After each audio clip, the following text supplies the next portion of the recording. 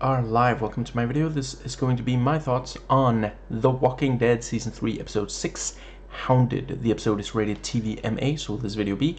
And like for all my other videos on this show, absolutely loved this episode, and there will be spoilers for the episode and the ones leading up to it. And yeah, let's dive right in. Holy crap. Michonne continues being just, absolutely stone cold badass. Yeah, and 100% as capable of killing humans as walkers, or biters, because at Woodbury they don't only call the big one bitey. And I will admit I was relieved when she didn't kill Merle, because I'm just so glad to have him back. I feel he's been in more episodes this season than in the first two seasons combined, and I'm just, he's just, I love Michael Rooker so much. Now, let's see. The and you know, she learns about how the smell gets the walkers to bypass you. You know, because one of the walkers is just like constantly going on and on, spilling his guts. And let's see, the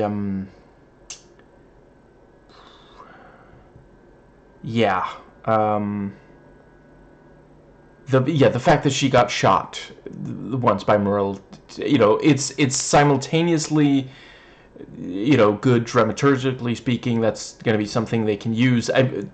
That I feel like is at least part of why she approaches Rick at the prison, and it is also just realistic. It would be ridiculous if she somehow managed to get away 100% unscathed there.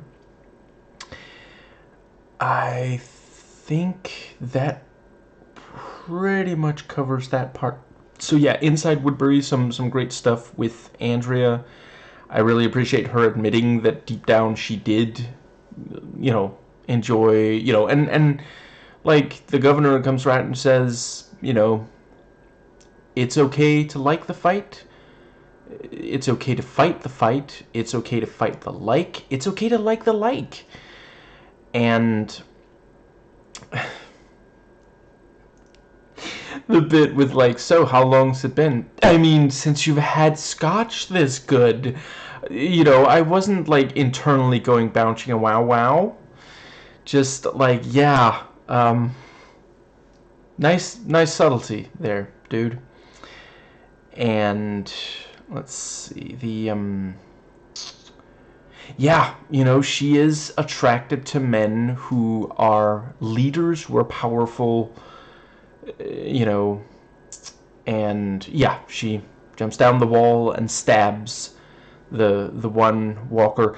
It did feel a little awkward to me that, you know, this woman just said, you know, oh yeah, I trained to be in the Olympics and this is an amazing bow, and then she misses two shots. Like, at first, you know, the first shot like nails one of the ears. I thought she was toying with the thing. I thought she was like, oh, he can't hear us now or something like that. But then the second shot doesn't hit the other ear. Just, yeah.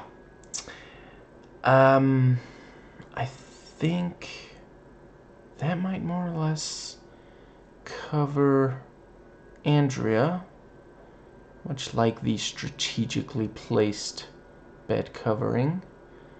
That will always amuse me, how in like American especially, you know, like somehow like, I don't blame, you know, obviously if the actress, you know, wants it to be that way, I'm not gonna, you know, tell her that she has to be naked on camera, but yeah, sometimes it feels very awkward that, you know, no female nipple on screen.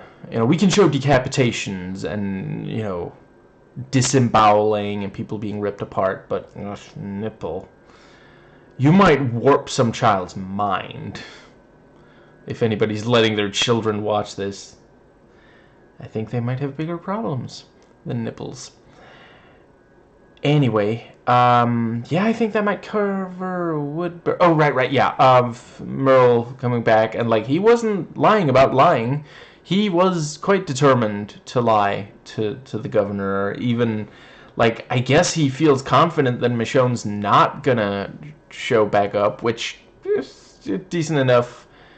Like, but yeah, like, dude, that's gonna that's gonna come back and bite you in the ass. You might turn into a zombie over this lie. And let's see, yeah, the fact that they were sent, like, apparently almost immediately. You know, Michonne's leaving, and like almost right away. I guess that was what they were whispering about. They were like, okay, we're gonna let her leave, and then, you know, we'll give her a little bit of a head start. You know, count one. What is it? 10 Mississippi. I think we just count to 100, but I haven't been a child for decades now. So, but yeah, I think y'all Americans count 10 Mississippi. Anyway, yes, yeah, her watching Glenn and Maggie from afar, really nicely done. There's so much going on there because, like, obviously she's trying to figure out, okay, can, you know, Atlanta survivors, can I trust them? And she hears them talking about baby food, and, you know, it's kind of annoying hearing the walkers, but, you know, at least we're safe. You know, there's, so she's like, okay, they're taking care of a baby, or possibly an adult pervert, and they're safe-ish. There's just, like, annoyance of hearing walkers. And I'm almost certain they do say something about, like, prison or fence or something, so that's how she knows about that's where they are. And I'm guessing she just knows the area well enough to know where the prison is.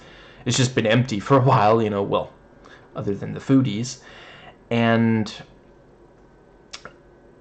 you know, there's, like, she's thinking about, you know, is this something that, because, you know, before Merle shows up, there's some chance that she would have, like, shown, you know, yeah, shown where she was and just told them, you know, I know Andrea. You know,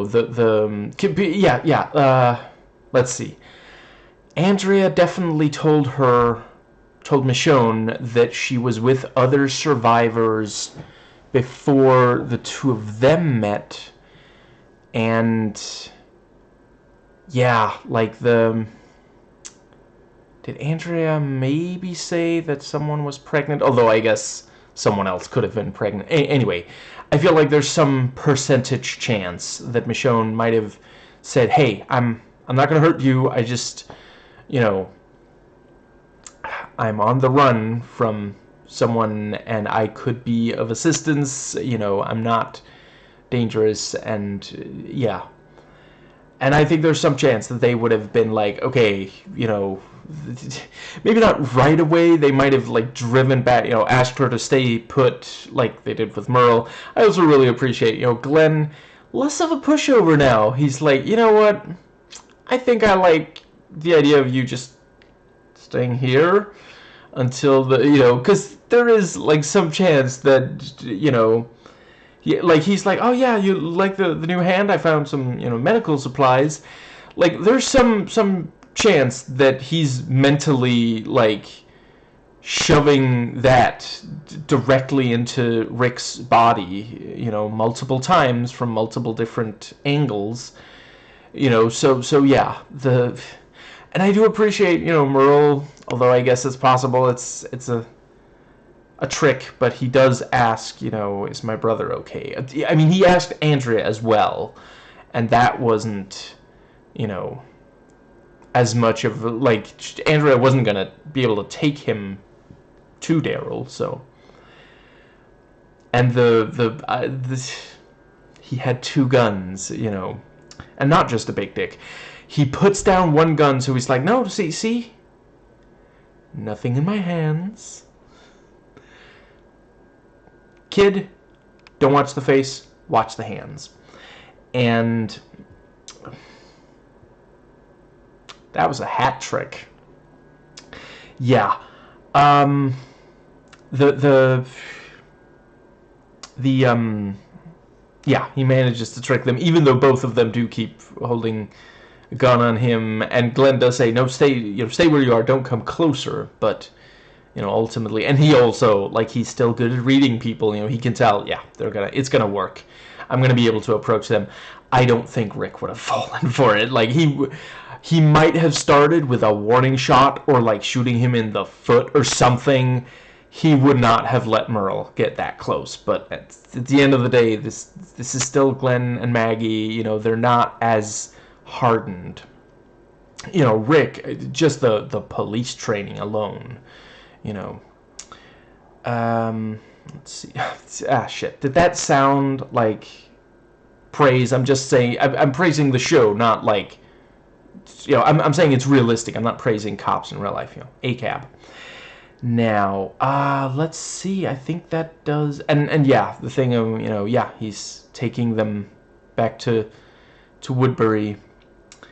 And yeah, it is interesting because Andrea does know both of them, so I don't know exactly how that's going to go. Because she did know Merle. She was right there on the roof the first time we saw Merle on this show. She doesn't, at least didn't used to trust him fully. Yeah, I don't know, because 8 months is a long time. Maybe she feels like they, yeah. That is almost everything I had for this episode. I continue to really love Daryl being vulnerable. Vulnerable. He knows Carl needs to talk, and it's maybe more that he needs someone to talk to him because he's maybe not quite ready to say very much himself. And yeah, Daryl opens up about his mother, and because it's obviously a very painful memory for him. Love that they shot it in like one long take, and the fact that there are, along the way, you do have, they carry out actions. He's checking doors and stuff like that. It's not just the static thing of him staying put and just, yeah. And yeah, it is a really horrifying story. I wonder if somebody clipped it and used it as a no smoking PSA, or at least no smoking in bed. Which, I am 100% with the show on that. If you're smoking in bed, there's some chance that you might need some lube or something the next time you have sex. Now, let's see. I think that might be one too many sex jokes for this video. I swear I don't have like a one-track mind or something. I really love how sex positive the show is. Like, it doesn't shame Andrea for her sexuality. And just, yeah. Sometimes when I'm happy, I make, snarkastic comments. Also when I'm sad. It's when I'm awake, Yeah, and I really appreciate, this detail that, what Daryl is sharing has to be several decades old of a thing that happened. He was talking about being a kid, so yeah, it's true. When you're really young and you lose your mother, it sticks with you.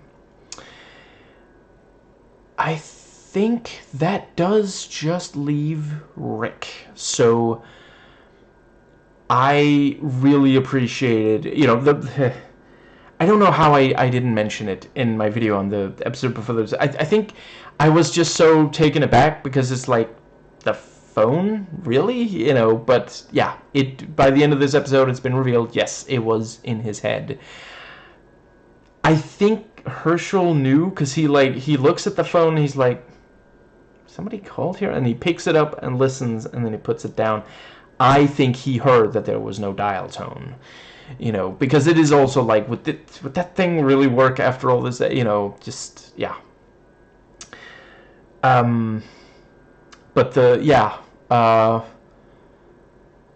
at first, I was wondering if the voice on the other end was simply going to say, "Is this the Pain residence?"